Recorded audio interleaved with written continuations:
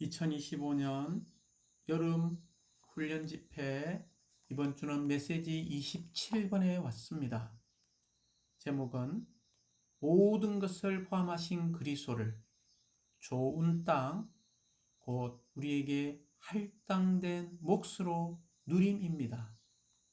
메시지 27번은 전일하게 골로새서 1장 12절과 골로새서 2장 16절부터 15절을 근거로 하고 있습니다.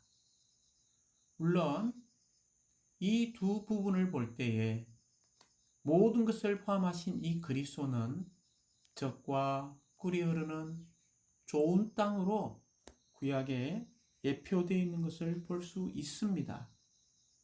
특별히 우리는 출애굽기 3장 8절에서 그래서 내가 그들을 이집트 사람들의 손에서 건져내어 그들을 그 땅에서 좋고 넓은 땅인 젖과 꿀이 흐르는 땅, 곧 가나안 족속과 헷 족속과 아모리 족속과 브리스 족속과 히 족속과 여부스 족속이 살고 있는 곳으로 데리고 올라가려고 내려왔다라고 말하고 있습니다. 우리가 알다시피 이집트에서 온 이스라엘 백성들이 종과 노예로서 이런 세상과 사탄의 학정 안에 살고 있을 때 그들을 구출한 목적은, 구속한 목적은 그들을 좋은 땅, 가나안 땅, 젖과 꿀이 흐르는 땅으로 데리고 가서 그 좋은 땅을 누리도록 하기 위한 것이었습니다. 그 좋은 땅은, 젖과 꿀이 흐르는 땅은 누구를 예표하고 있습니까? 바로 모든 것을 포함하신 생명 주시는 영이신 그리스도를 예표하고 있습니다. 그러므로 사도 바울은 골로새서를 쓸 때에 이런 구약의 좋은 땅의 이런 한 폭의 그림에 따라서 이 서신서를 쓴 것을 볼 수 있습니다. 그러므로 골로새 1장 12절은 이렇게 말합니다. 여러분이 빛 가운데에서 성도들에게 할당된 몫을 받을 자격이 있도록 하신 아버지께 감사를 드리기를 바랍니다. 여기에 성도들에게 할당된 몫이 나옵니다. 이것은 이스라엘 백성들이 가나안 땅, 좋은 땅에 들어갔을 때 그들에게 유업으로 준 이 땅을 바로 우리는 할당된 몫이라는 것을 보아야 합니다. 우리에게 할당된 몫은 무엇입니까? 바로 모든 것을 포함하신 그리스도, 이 좋은 땅이신 이 그리스도가 우리에게 할당된 몫으로서 주어졌다는 것입니다. 이 좋은 땅은 광대하고 측량할 수 없이 풍성한 그리스도를 예표합니다. 그러므로 신명기 8장 8절부터 9절은 그 땅이 얼마나 풍성한지를 우리에게 보여주고 있습니다. 그 땅은 밀과 보리와 포도나무와 무화과나무와 석류가 있는 땅이며 올리브나무와 그 기름과 꿀이 있는 땅입니다. 그대는 그 땅에서 모자람이 없이 떡을 먹을 것이며 아무것도 부족하지 않을 것입니다. 그 땅에 있는 돌은 철이며 그 땅에 있는 산에서는 구리를 캘 수 있을 것입니다. 그리고 신명기 26장 9절은 이렇게 말합니다. 그리고 저희를 이곳으로 이끄셔서 저희에게 이 땅, 곧 젖과 꿀이 흐르는 땅을 주셨습니다. 그러므로 우리는 메시지 27번을 대할 때에 우리가 이러한 모든 것을 포함하신 그리스도를 좋은 땅으로 우리가 체험하고 누리고 표현해야 한다는 것입니다. 그러나 우리의 일상생활 가운데서 우리가 인정해야 하는 것은 이러한 모든 것을 포함하신 그리스도, 좋은 땅으로서 우리에게 할당된 몫이신 이 그리스도를 누리는 것이 부족하다는 것을 시인해야 합니다. 그러므로 오늘날 우리의 참된 필요는 무엇입니까? 우리의 필요는 이 모든 것을 포함하신 이 그리스도를 누리는 것입니다.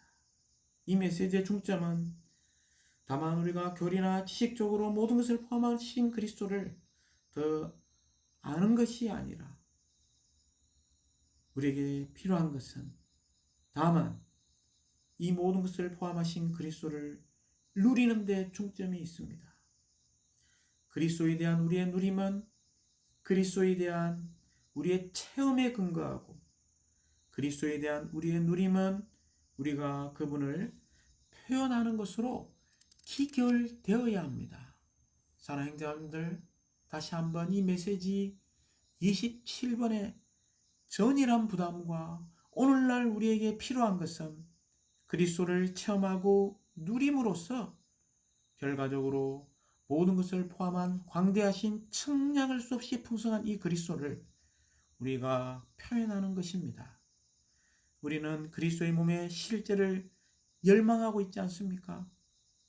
그러나 이것은 전적으로 우리가 얼마나 그리스도를 체험하고 누리며 결국 이 그리스도를 표현하는 것과 관련이 있습니다. 다시 한번 이 메시지의 중점은 우리가 얼마나 많이 알고 또 말하고 가르칠 수 있는가가 아니라 실질적으로 얼마나 많이 체험하고 특별히 얼마나 많이 누렸는가에 달려 있습니다. 그 목적은 무엇입니까? 이 시대의 끝에 이 마지막 날 동안 주님의 다시 오심을 위해서 우리가 신부로 준비되기 위한 것입니다. 그리고 신부를 준비하기 위해서 우리가 더욱더 그리스도의 몸의 실제 안으로 들어가기 위한 것입니다. 신부를 준비하고 그리스도의 몸의 실제 안으로 더 들어가기 위해서 우리는 그리스도를 훨씬 더 많이 누릴 필요가 있습니다. 단지 그리스도를 조금 누리는 것으로 우리는 충분하지 않습니다. 우리가 이 모든 것을 포함하신 이 그리스도를 함께 많이 누리기 원하는 마음으로 이 메시지 안에 들어가기 원합니다. 먼저 메시지 27번은 로마 숫자가 1번, 2번, 3번으로 되어 있습니다. 먼저 로마 숫자 1번은 이 그리스도가 성도들에게 할당된 몫이라는 것입니다. 골로새 1장 12절을 근거로 하죠. 여기에 할당된 몫이라는 단어를 기억하십시오. 두 번째 로마자 2번은 강조점이 젖과 꿀이 흐르는 이 좋은 땅으로 예표되신 모든 것을 포함하신 그리스도에 대한 누림안으로 이끄는 것입니다. 여기에 두 단어 젖과 꿀 이래 흐르는 이 좋은 땅이신 그리스도죠. 누림 안으로 우리가 들어가야 한다는 것입니다. 이게 젖과 꿀이라는 단어와 누림이라는 단어를 우리가 붙잡기 원합니다. 곧 이 그리스도는 성도들에게 할당된 몫으로서 우리가 누려야 한다는 것이죠. 로마서 3번은 우리가 참되게 이 젖과 꿀이 흐르는 우리에게 할당된 모든 것을 포함하신 그리스도를 누리기 위해서 우리가 적용해야 되는데 그것은 이 토양이신 그리스도 안에 뿌리를 깊이 내려 이 토양이신 그리스도를 흡수함으로써 자라야 한다는 것입니다. 그러므로 골로새서 2장 6, 7절은 이렇게 말합니다. 여러분이 그리스도 곧 주 예수님을 받아들였으니 그분 안에서 행하십시오.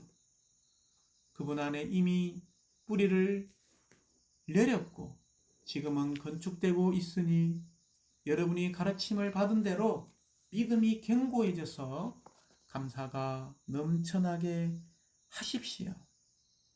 우리는 이 골로새서 2장 6, 7절이 하나님의 비밀이신 그리스도를 체험하는 것에 대해서 말한다는 것을 알아야 합니다. 그러므로 여기 아주 중요한 네 가지의 표현이 나옵니다. 첫 번째는 그리스도를 받아들임, 두 번째는 그리스도 안에서 행함, 세 번째는 그리스도 안에서 뿌리를 내림, 네 번째는 그리스도 안에서 건축되는 것을 말하고 있습니다. 우리는 주님의 긍휼과 은혜로 인하여 이 그리스도를 우리의 생명과 우리의 구주로 받아들였습니다.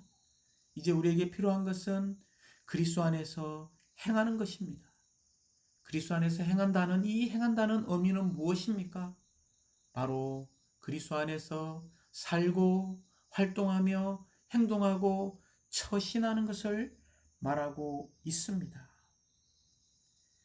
우리가 구약에서 이스라엘 자손들이 좋은 땅에 살면서 그 땅의 모든 풍성한 소산물을 누렸던 것과 같이 우리는 그리스도의 풍성을 누릴 수 있도록 그리스도 안에서 행하고 살고 행동하고 처신할 필요가 있습니다.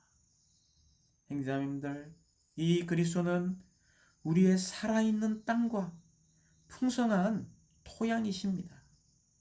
우리는 그리스도 안에서 행함으로 그리스도 안에서 뿌리를 내리고 건축되어야 합니다.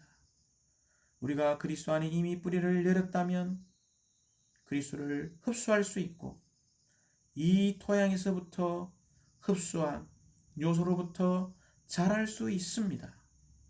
우리가 시간을 들여 모든 것을 포함한 좋은 땅이신 이 그리스도를 누릴 때 풍성한 토양이신 그리스도의 모든 요소가 우리 안으로 흡수되게 될 것입니다.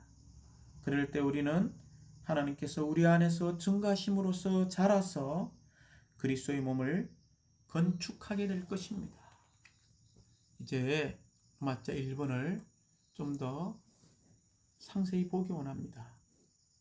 로마자 1번은 으뜸이시자 모든 것을 포함하신 분이신 그리스도는 성도들에게 할당된 몫이라고 골로새 1장 12절은 말하고 있습니다. 기억하십시오. 이 그리스도는 우리에게 할당된 몫이요, 분깃이요, 유업이라는 것입니다. 그러므로 이 할당된 몫은 이스라엘 자손들이 좋은 땅을 유업으로 할당받은 것처럼 성도들이 받은 유업의 한 몫인 것을 잊지 마십시오. 신약에 믿는 이들이 할당받은 몫은 무엇입니까? 물질적인 땅이 아닙니다. 바로 생명을 주시는 영이신 모든 것을 포함하신 그리스도입니다. 이 좋은 땅의 풍성의 예표를 보고 바로 이 믿는 이들에게 넘치는 공급이 되시는 그리스도의 여러 방면에 측량할 수 없는 이 풍성을 우리가 누리기 원합니다. 우리가 그 땅의 풍성을 누림으로써 결과적으로 우리는 무엇이 됩니까? 바로 하나님의 집과 하나님의 왕국인 그리스도의 몸을 건축하게 될 것입니다. 이런 놀라운 이상이 우리에게 필요합니다. 로마자 2번에서는 우리의 성도들에게 할당된 몫이 있지만 우리가 이 몫을 누리지 않는다면 우리에게는 아무 일도 일어나지 않습니다. 특별히 젖과 꿀이 흐르는 좋은 땅으로 예표되신 모든 것을 포함하신 이 그리스도에 대한 누림안으로 우리가 들어갈 필요가 있습니다. 이것을 위하여 출애굽기 3장 8절에서 언급하지 않았습니까? 그들을 건져내어 그들을 그 땅에서 좋고 넓은 땅인 젖과 꿀이 흐르는 땅으로 데리고 올라가려고 내려오셨다라고 말했습니다. 여기에서 젖과 꿀은 그리스도의 생명의 두 방면, 곧 구속하는 방면, 구속하는 생명과 산출하는 방면, 산출하는 생명의 방면을 언급하고 있습니다. 우리가 잘 알지 않습니까? 이 젖은 소가 풀을 먹어서 산출된 것이 젖이죠. 꿀은요, 이 벌이 꽃의 환미를 먹어서 산출된 것입니다. 이 젖과 꿀은 전적으로 그리스도의 생명의 두 방면, 구속하는 생명과 산출한 생명이죠. 곧 우리의 법리적인 구속과 유기적인 구원을 위한 것, 하나님의 완전한 구원을 위한 것입니다. 우리가 매일 이런 적과 꿀로 예표되신 이 그리스도의 생명의 두 방면을 우리가 체험하고 누린다면 우리는 주님의 상의 상징들인 하나님의 완전한 구원을 위한 누림의 잔치에 참여할 때마다 참되게 주님을 기념하고 아버지를 경배하게 될 것입니다. 우리가 구속하는 이 방면과 산출하는 이 방면을 누리기 위해서 조건이 있습니다. 그것은 무엇입니까? 바로 골로새 1장 12절에서 이야기한 것처럼 빛 가운데 있어야 한다는 것입니다. 누가 빛입니까? 하나님은 빛이십니다. 하나님의 말씀이 빛입니다. 그리스도가 빛입니다. 그리스도의 생명이 빛이고 또한 우리는 이 믿는 이들이 빛이라는 것을 보아야 합니다. 마지막으로 이 교회가 빛을 비추는 등잔대입니다. 우리가 이러한 빛 가운데 있어야 합니다. 그럴 때 우리는 그리스도의 생명의 두 방면을 법리적인 구속과 유기적인 구원인 하나님의 완전한 구원을 체험하게 될 것입니다. 또한 우리가 두 번째 구속하는 방면과 산출하는 방면의 이 두 생명을 누리기 위해서는 빛 가운데 있어야 할 뿐만이 아니라 하나님의 말씀을 기도로 먹어야 한다는 것입니다. 우리가 하나님의 말씀을 기도로 먹으면 먹을수록 우리는 하나님의 완전한 구원을 더 체험하게 될 것이고 그 결과 우리가 빛 가운데 살고 하나님의 말씀을 기도로 먹을 때에 결국 우리는 적과 꿀의 땅이신 그리스도를 누림으로 이 적과 꿀이신 그리스도로 조성되게 될 것입니다. 아가서 4장 11절 상반절은 이렇게 말합니다. 나의 신부여 그대의 입술은 신선한 꿀을 흘리고 그대의 혀 밑에는 적과 꿀이 있으며 꿀은 무엇입니까? 병에 시달린 이들을 회복시키는 데에 비해 또 젖은 무엇입니까? 새로 태어난 이들을 먹이는 것이지 않습니까? 많은 풍성을 저장하여 우리는 어느 때나 궁핍한 이들에게 그리스도의 풍성을 분배할 필요가 있습니다. 그러나 우리가 적과 꿀이신 그분으로 조성되는 것은 하루아침에 이루어지지 않습니다. 단시간에 이루어지지 않고 오랜 기간 동안 모으고 축적되는 것입니다. 그리하여 내적으로 활동하며 주의 깊게 저장하는 데서 나오지 않습니까? 매일매일 조금씩 우리가 빛 가운데서 살고 행하고 활동하고 처신하고 말할 뿐만이 아니라 우리가 하나님의 말씀을 매일매일 조금씩 기도로 먹고 축적하고 누려서 이런 말씀이 우리 안에 조성될 필요가 있습니다. 사랑하는 형제자매님들, 이제 노마자 3번에 왔습니다. 우리는 토양이신 그리스도를 흡수하여 찰 필요가 있습니다. 우리는 우리의 살아있는 땅이신 그리스도 안에서 행하고 우리가 뿌리를 내린 우리의 비옥한 토양이신 그리스도를 흡수할 수 있습니다. 그 결과 우리는 토양에서 흡수한 요소들로 자라게 될 것입니다. 특별히 모든 것을 포함한 땅이신 그리스도의 풍성한 8가지 항목들을 골로새서 2장 8절부터 15절에서 보여주고 있습니다. 첫 번째, 모든 것을 포함하신 그리스도의 풍성한 항목들은 신격의 모든 충만이 몸을 지니신 토양이신 그리스도 안에 거한다는 것입니다. 이게 신격의 모든 충만입니다. 이 충만이 어디에 거하고 있습니까? 바로 몸을 지니신 토양이신 그리스도 안에 거하고 있습니다. 이 충만은 하나님의 풍성한 표현을 가리키는 것이죠. 토양이신 그리스도 안에 뿌리를 내릴 때 우리는 그분 안에서 충만해질 수 있습니다. 심지어 우리는 채워지고 완전하게 되고 온전하게 되고 만족하게 되고 완전한 공급을 얻을 수 있습니다. 하나님의 인격과 그분께서 통과하신 가정들의 모든 풍성들을 담고 계시죠. 어디 안에 있습니까? 바로 신격의 모든 충만이 몸을 지니신 토양이신 그리스도 안에 거한다는 골로새서 2장 9절을 결코 우리가 잊지 않기 원합니다. 두 번째, 골로새서 2장 10절에서는 이 토양이신 그리스도는 모든 통치와 권세의 머리이십니다. 이게 머리라는 단어를 붙잡으십시오. 첫 번째는 충만, 두 번째는 머리이십니다. 세 번째, 토양이신 그리스도 안에는 육체를 죽음에 넘기고 죽이는 능력의 요소가 있음을 골로새 2장 11절에서 보여주고 있습니다. 여기에 죽음에 넘기고 죽이는 능력의 요소가 있습니다. 네 번째, 토양이신 그리스도 안에는 우리를 장사 지내는 요소가 있습니다. 골로새 2장 12절 상반절이죠. 다섯 번째는 토양이신 그리스도 안에는 우리를 일으키는 부활의 요소가 있음을 감사합니다. 골로새 2장 12절 하반절에 나오죠. 여섯 번째는 토양이신 그리스도 안에는 우리를 살아나게 하는 요소가 있습니다. 골로새 2장 13절에 나오죠. 우리를 살아나게 하고 소생시키는 요소가 있습니다.